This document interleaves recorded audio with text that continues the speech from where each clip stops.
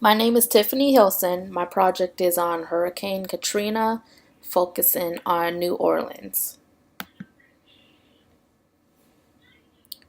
Hurricane Katrina was a major category hurricane that hit the Gulf Coast of the U.S. in August of 2005.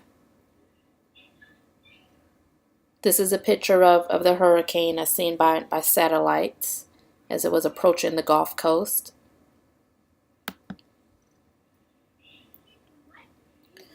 Hurricane Katrina made landfall in New Orleans in the early morning hours of August 29th, 2005. It was classified as a Category 3 storm when it touched land. It was initially thought to be a Category 5, but then it weakened over the waters before it touched. Hurricanes are separated into five categories according to the speed of the wind. Category 1 is 74 to 95 miles. Category 2 is 96 to 110. Category 3 is 111 through 129. Category 4 is 130 through 156. And Category 5 is 157 miles per hour or higher. A hurricane is classified as a major hurricane when it reaches a Category 3.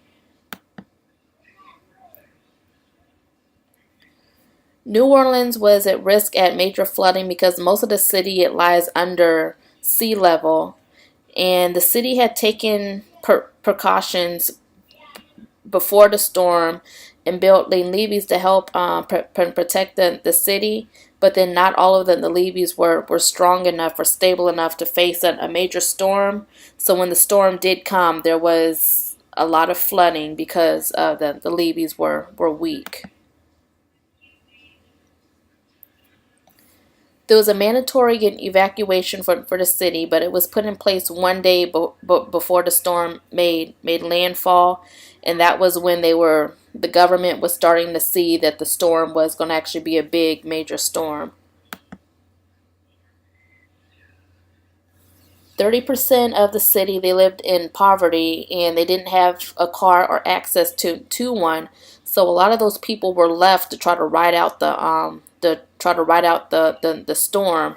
They weren't able to leave, and some people they just didn't want to leave because they didn't think that the storm was going to be as big as what it was. They just thought that the media was hyping it up to make it seem like it was going to be a bad storm. The Superdome Stadium was set up as a last resort shelter, and then that was for those who were unable to leave the city, but then they still wanted to leave their homes for shelter. After the storm, 80% of the city was underwater. Many people were stuck in their homes because of the flooding, and then the flooding, it came fast too.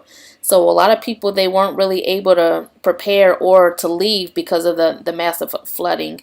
So a lot of people were confined to their attics of their home. Some were forced to climb to the outside, to the roof of their homes because of so much water. You see a lot of people, they were riding boats, underwater, swimming.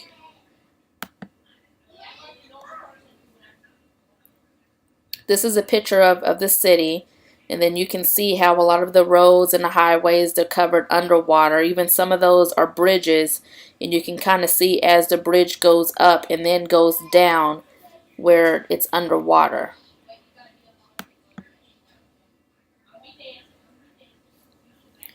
First responders to the storm were local authorities and the National Guard. The American Red Cross responded, and then FEMA, they did too. One of the issues was that people felt like the government didn't respond quick enough, and then when they did respond, they didn't have a really well developed action plan in place.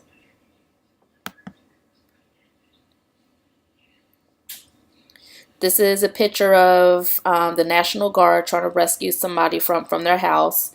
As you can see, there's a lot of people there on top of the roofs because the roads are flooded. The houses are flooded. This is an American Red Cross responding, helping with water and food, helping people with shelter.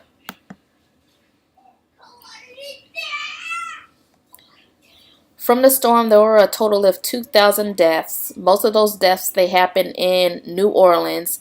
And then a lot of those people were the poor people because they just couldn't leave.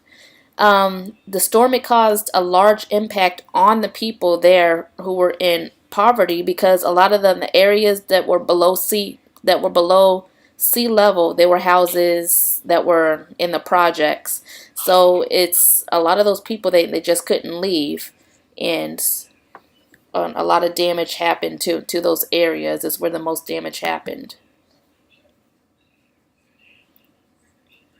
The flooding, it raised up coffins from graves, because the soil, it's not, it's sand. So with the water and everything, with the massive flooding, it just raised everything from the ground. The damage from the storm, it cost more than $1 billion. In efforts, they have been made to rebuild the city, and then there are still some parts that haven't been rebuilt or touched or brought up to the way that they were but before the storm. The media played a large role in the aftermath of the storm.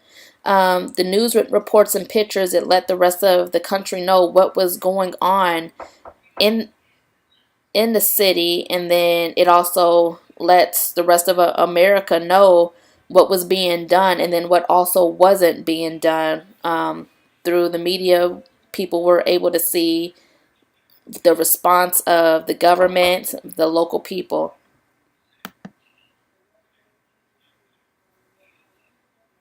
There were many ethical dilemmas from the storm, but then one of them that was a major one was the amount of time that it took the government to come in and help the people. And then there wasn't enough planning done.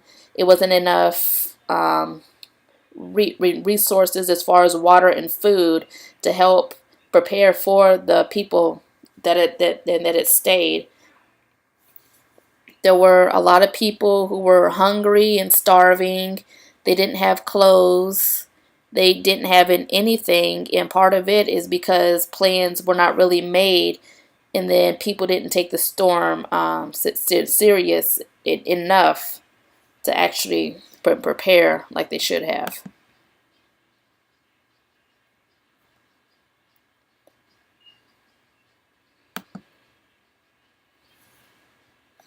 Thank you for listening.